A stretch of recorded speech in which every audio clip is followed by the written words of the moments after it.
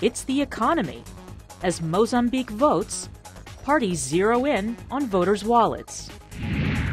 After a temporary closure, Liberia's JFK Hospital is back in business. And Facebook founder Mark Zuckerberg and his wife joined the fight against Ebola. We'll tell you how. Africa 54 starts right now. Hello and welcome. I'm Vincent McCory. This is Africa 54. We begin in Southern Africa, where Mozambique residents voted on Wednesday in an election that is expected to keep the country's ruling party Frelimo in power. Mozambique is considered one of Africa's fastest growing economies, but citizens say they want to see even more economic changes. VOA's Anita Powell visited the bustling main market in Maputo to talk to voters about their priorities. Mozambique's relaxed capital was shaken 4 years ago, when residents rioted for 3 days over the rising costs of bread, electricity, and gasoline. This was the scorched aftermath. In all, 13 people died. Since then, the government has responded by upping domestic food production and instituting some price controls. The nation also got an economic boost with the recent discovery of massive gas deposits. So in this election season, Mozambique's government and its critics are keenly aware that popular support hinges on one thing: the economy. This is clear at Maputo's central market, wallpapered with political election posters. Many voters here say the economy is their top priority. We have a lot of people without job, without work, so we need a special thing, we need the government, we need change. Potato seller Constantino Basilio Maniz says he can literally count how he's benefited from the government's economic policies. The government has enabled us to have more farming plots, which allows us to have more local products. So we don't have to get products from South Africa because we have our own products. His colleague in the fish market agrees that things are better, but wants the government now to improve infrastructure. I'm happy at the moment because prices are not going up. They've been holding steady. But not everyone is prospering. The largest trade union says unemployment stands around 23%. That has prompted some Mozambicans to swear off the longtime ruling party, Frelimo, which has handed the mantle of power from outgoing President Armando Guebuza to the relatively obscure defense minister, Filipe Nyusi. Many say they prefer the populist rhetoric of longtime opposition leader Alfonso Dhlakama, who leans further left and has drawn huge campaign crowds. Guebuza, no problem. I don't know the news. Dhlakama is very good. Yeah. Mozambique has walked a long road since this leader, Samora Machel, brought the nation out from under Portuguese colonial rule. Citizens say many things have improved and opened up in the last 2 decades. But they say 20 years is a long time for many Mozambicans to wait to benefit from an economy full of promise. Anita Powell, VOA News, Maputo, Mozambique. Well, for more on today's vote, VOA's Anita Powell joins us on the phone from Maputo. Anita, there is always some level of apprehension and tension whenever there's an election in some African countries. How can you describe the atmosphere today and the ongoings there today? Hi, Vincent. Well, I guess it depends where you were in Mozambique. Maputo was a carnival atmosphere, very optimistic. But we have heard some worrying reports of possible opposition supporters vandalizing and burning ballots in the country's northwest. We've heard that 3 polling stations were closed there because of that. So that is a mixed bag. It's unfortunate for those voters in the northwest, but in Maputo, the mood was buoyant. Now, there were talks of the youth having a really big stake in this election and the future of Mozambique. How was the turnout, especially of the youth? So the turnout was described generally by reporters around the country as being quite high. In Maputo, personally, what I saw were people of all shapes, sizes, from very young to very old voting. This country, 65% of people are under the age of 25. So that is, you already have a lot of young people, and they did turn out in force. But how many exactly, that would be hard for me to say, but it looked like a robust turnout. Now, there have been projections that the ruling party Frelimo is likely to win these elections. What are critics or analysts basing their projections on? So I would say that this is actually, there are two narratives that you hear from people who are voting for Frelimo.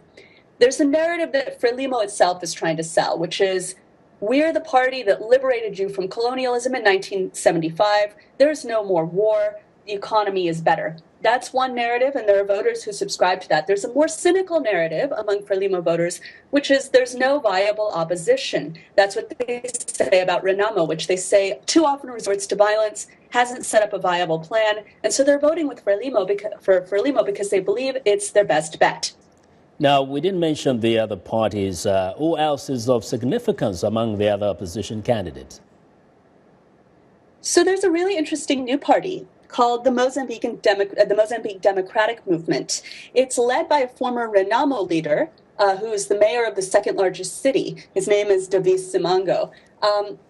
At the very most, I think analysts expect that they'll draw votes away from Renamo. I don't think any analysts are predicting an MDM victory, but it is a new entry into the field, and it could only be good, I suppose, for multi-party democracy in Mozambique.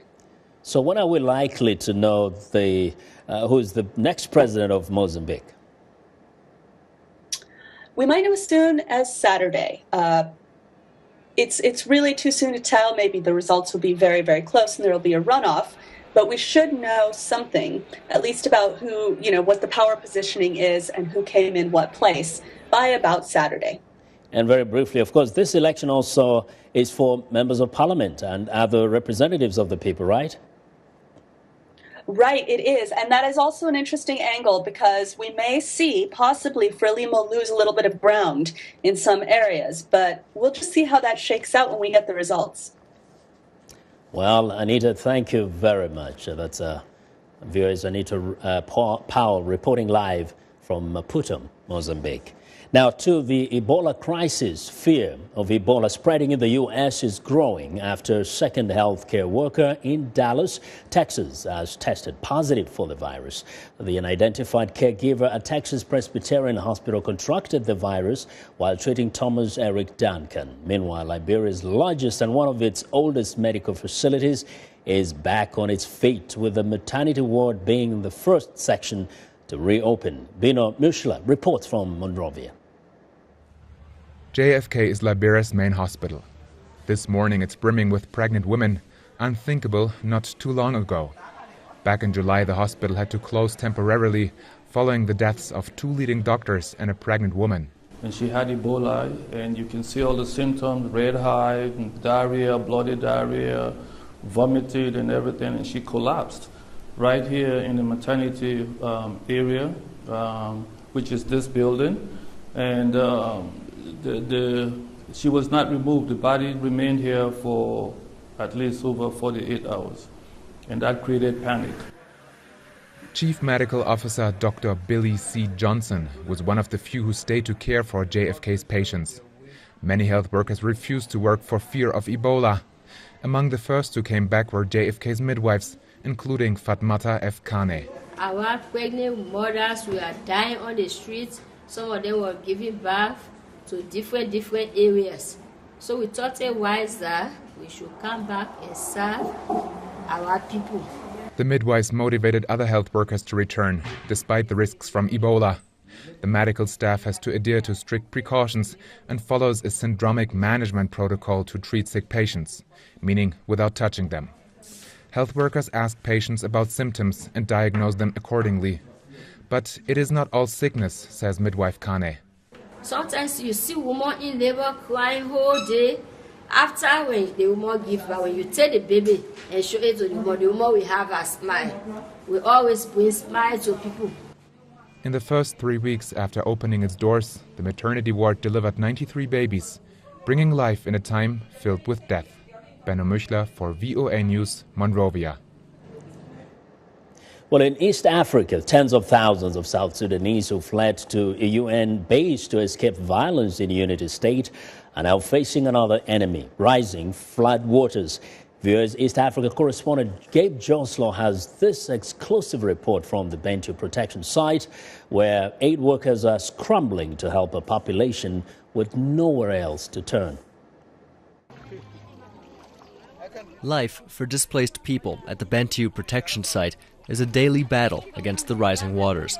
Outside one flooded home, a family tries to rebuild a small mud dam, the only thing separating them from the murky lake that surrounds them. Mitarisa, a mother of 8, says they do not even have enough dry space to build a fire. Inside their home, the floor is made of a wet, sticky mud. The family takes turns sleeping in 2 beds. Sometimes we go without anything to eat. The place is filled with water and the children cry from standing up all day with no place to sit down. A soggy marshland, this UN peacekeepers base was never meant for so many people. But today, 47,000 have crammed in to escape violence outside. Mostly from the Nuer tribe, they fled fighting between the mostly Nuer armed opposition and Dinka government forces, which now control the city. Many are still too afraid to leave. At least here, there are markets and a sense of community. But living knee-deep in this polluted water makes this existence unsustainable. Yeah, a lot of cases happen, like skin diseases. People are, you can say, I feel itching in my body, so you don't sleep well, skin diseases, diarrhea, water diarrhea, so because all latrines flooded. And if the latrines are flooded, they all goes into the household. The flooding hasn't just destroyed homes, it's also taken out schools and blocked access to health facilities. So the agencies that were providing those services in the camp have now switched their focus to one priority: drainage. International NGOs have been working daily to pump water from flooded areas into the marshland outside the camp, as excavators build mud dams to keep the water from washing back in. The head of the Unity State Field Office for the UN Children's Agency UNICEF says it could take weeks before this protection site, or POC as it is called, is dry. Anga Razafi says creating the conditions for people to leave is the only long-term solution. The biggest need right now, if I may say, is peace. To move those people out of this POC. They're not to be here, but there's no other conditions outside for them. It's better for them to stay under those conditions than taking the risk of being outside. While the rainy season is expected to come to an end soon, military officials expect fighting to escalate in coming months, which could put more pressure on people who've already had about all they can take. Gabe Joslow, VOA News, Bentiu, South Sudan. Well, Oscar Pistorius was back in a Pretoria courtroom for the 3rd day of his pre-sentencing hearing, which will determine if the athlete should face prison for killing his girlfriend, Reeva Steenkamp, in February last year. His defense team has aggressively pushed for correctional service rather than jail time. Defense witnesses have argued that the South African Olympian has shown remorse, suffered in a loss of income and reputation, leaving him a broken man. But prosecutor Hedy Nel strongly questioned a social worker's recommendation that Pistorius be placed under house arrest rather than being sent to prison. That the option that you mentioned in your report, that this accused be sentenced to 3 years correctional supervision with 16 hours a month correctional duties, is shockingly inappropriate. It cannot even be considered. Well, Judge Tokosile Masipa could sentence Pistorius to up to 15 years in prison. Meanwhile, the parents of Reeva Steenkamp say they were quite surprised that confidential payments from Pistorius were revealed during today's hearing. The Steenkamp's lawyer says Pistorius had requested the $550 monthly payments not to be revealed. Now, the athlete offered the payments last year after hearing the Steenkamps were having financial difficulties. While parents and supporters in Nigeria have marked 6 months since Islamists abducted more than 200 girls from a secondary school. Nigerian police on Tuesday blocked protesters demanding the release of the schoolgirls from marching on President Goodluck Jonathan's official residence in the capital, Abuja. On April 14th, dozens of fighters from Islamist militant group Boko Haram stormed and defended secondary school in the remote northeastern village of Chibok, abducting around 270 girls, more than 200 of whom remain in captivity. Mr. Jonathan has been criticized at home and abroad for his slow response to the kidnappings and for the inability of Nigerian troops to quell the violence by the militants seen as the biggest security threat to Africa's top economy and leading energy producer. Well, we want to know what you think about Africa 54 and the stories we covered. Join the conversation on Facebook. The address is Africa 54. And check out our headlines 24/7 on voaafrica.com. Well, coming up, are foreign fighters flocking to the Islamic State as big a threat as feared? Well, stay with us.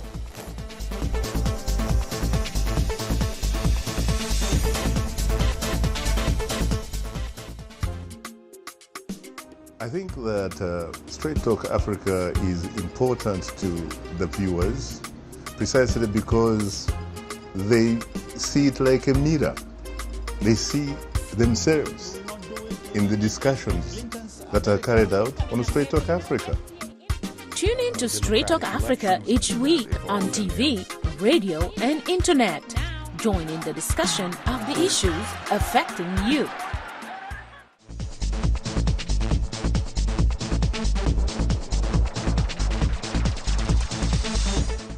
Welcome back. We have this developing story out of North Africa.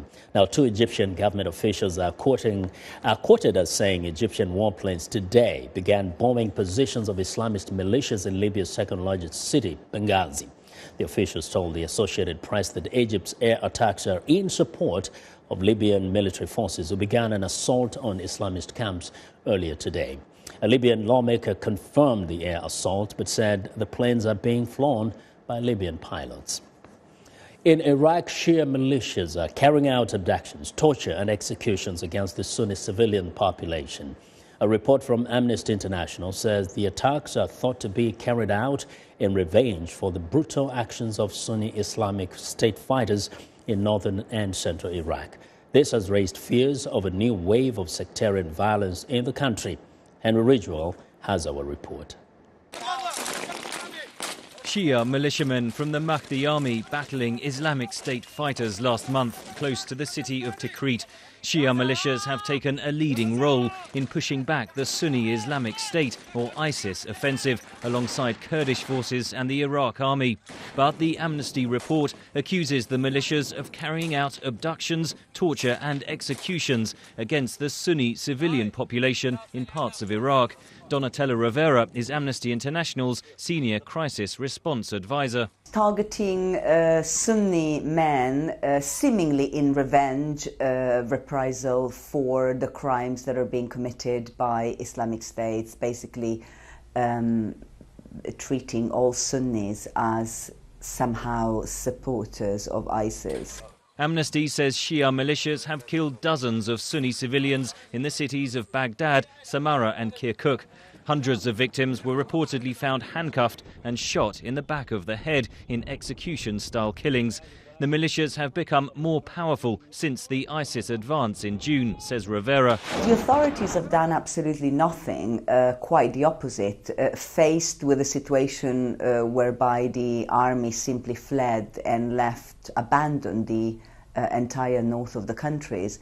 If anything, the authorities have been encouraging Shia militias to take up arms and fight ISIS. Iraq's new Prime Minister, Haider al-Abadi, a Shia, has pledged to bridge Iraq's sectarian divisions. Many analysts blame his Shia predecessor, Nouri al-Maliki, for stoking tensions between Shias and Sunnis. United Nations estimates suggest well over 1,000 people died through violence in September this year. The brutalities of the Islamic State and reprisal attacks by Shia militias are creating a dangerous situation in Iraq, says Donatella Rivera. We're seeing a level of sectarian violence that hadn't been seen since 2006, 2007. In those years, at the height of the sectarian insurgency, Iraq's religious clerics ultimately brought the chaos under control, says Afzal Ashraf of the Royal United Services Institute. The reason that insurgency was brought under control was primarily because Ayatollah Sistani, the religious head of the Shia community, decided that it was in the Shia's interest, in Iraq's interest, not to have that insurgency and to escalate the election process by which they could gain power. Analysts say Islamic State remains the biggest immediate threat to Iraq's and the region's stability, but the mounting sectarian violence is also a looming danger to Iraq's future. Henry Ridgewell for VOA News, London. Well, as Western governments look for ways to prevent their citizens from joining the Islamic State group and other radical organizations and from returning home to conduct terrorist attacks, experts are working to understand the motivations and patterns of such people. VOA's Al Pesham reports from London. Fighters of the group that now calls itself the Islamic State perform in a recruiting video, romanticizing their efforts with inspirational music and choreographed exercises. For some Muslims in Western countries, the images offer a cause they can become a part of, a new world where they will belong in a way they feel they don't in their home countries. It's an alienation that Muslim communities and Western governments need to work together to fight, according to Omar El Hamdoun, president of the Muslim Association of Britain. There's lots of roles to play about actually dealing with the issues which are facing society, drugs, crimes, things, etc. And the authorities have a role to play as well by not making the Muslims feel excluded. That feeling of exclusion creates fertile ground for militant recruiters, says psychologist and conflict expert Gabrielle Rifkind of the Oxford Research Group. They will nurture people into a kind of dream and vision of what it's going to be like. And once they get there, many of them actually will be overwhelmed by the horrors they see. Experts say very few of the young Muslims who go to fight with the Islamic State group are true ideological radicals. They're more likely there because of feelings of alienation or a youthful search for identity and meaning. Terrorism expert Brooke Rogers of London's King's College via Skype. They ask themselves, what does it really mean to be Muslim?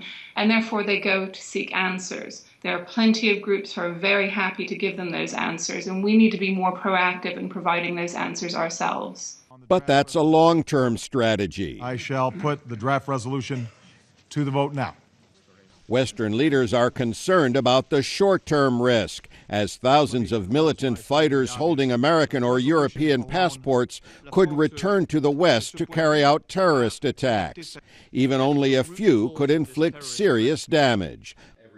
But Gabrielle Rifkind says returning fighters could also provide an opportunity. We would be wise not to demonize them, to actually help them find an exit route back into their countries. And these are the people we could then work with, both in supporting them back into the community, but they could also identify the people who are the real threats.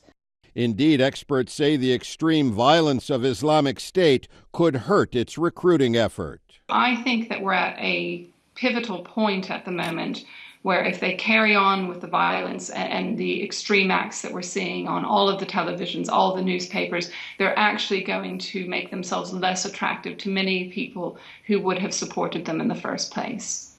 That's not a guarantee, but it does provide some hope for Westerners concerned about the difficulty of countering the attraction that tales of a new Muslim-led world have for some young people. Al Pessin, VOA News, London. Well, it's time now for a short break. Still to come on Africa 54. Facebook's founder steps up in the fight against Ebola. We'll be right back.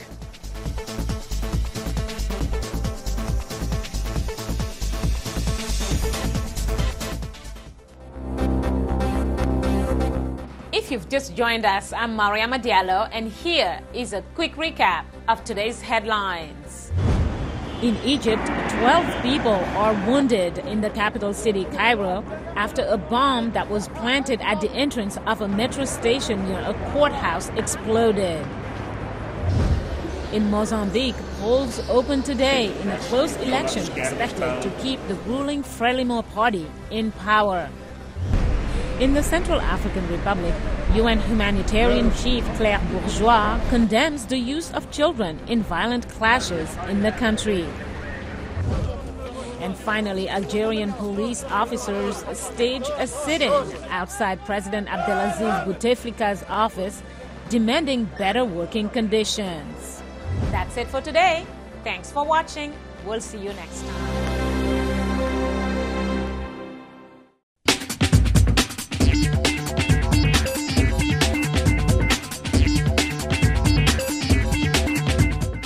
Welcome back to Africa 54. Here's what's trending. The founder of Facebook joins the fight against Ebola. Mark Zuckerberg and his wife, Dr. Priscilla Chan, are donating $25 million to the Centers for Disease Control. And the money will fund research. Zuckerberg says we need to get Ebola under control so that it doesn't spread further and become a long-term global health crisis like HIV or polio. He made the announcement on Facebook, of course.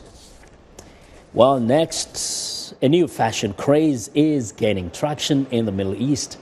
It's modest wear with style. 18-year-old fashion blogger Summer Abrocha from the U.S. operates a popular Instagram account named Hipster Hijabis. She was in Dubai to show her look, featuring a skirt sent to her by a New York-based Orthodox Jewish brand that designs maxi skirts. Young faith-conscious women say there is a gap in the market for people who want modest pieces that are still trendy. This year, Donna Karan, New York, released a Ramadan collection that sold exclusively in the Arabian Gulf. And finally, President Obama's two daughters have made Time magazine's list of the world's most influential teens of 2014. Malia and Sasha Obama have blossomed into young women right before our eyes, exhibiting smarts, grace, and high style. Nobel Peace Laureate Malala Yousafzai also made the list with her campaign to educate girls, along with baseball player Moni Davis. Time says it compiled the list of 25 teens by analyzing their social media following, business success, and cultural importance. And that is what is trending today. Now, that's our show for today. Be sure to watch Africa 54 on our website at voaafrica.com. For more news, tune in to VOA's evening radio show, Africa News Tonight, at 1800 UTC and in the mornings to Daybreak Africa between 0300 and 0600 UTC, Monday through Friday. Thanks a lot for watching from all of us here in Washington. Have a good night.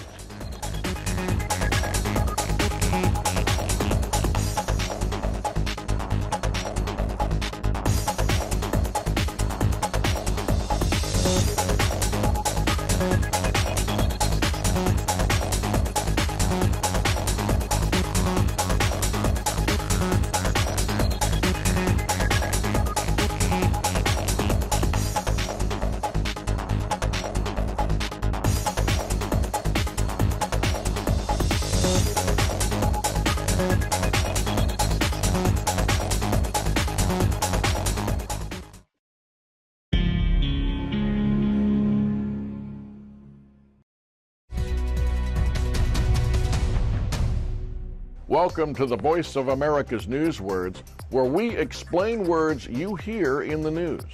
Many times you hear this word in stories about war or violence in a country. Nigeria says it's turning the tide against the homegrown radical insurgency Boko Haram that it has wrestled with since 2009. Insurgency is a word that means a group of people who are trying to take over a government. Insurgents use subversion and violence to achieve their goals. They can be members of a group who rebel against their leaders. Now, when you hear the word insurgency, you will know what this news word means. To learn more news words, visit our website, learningenglish.voanews.com.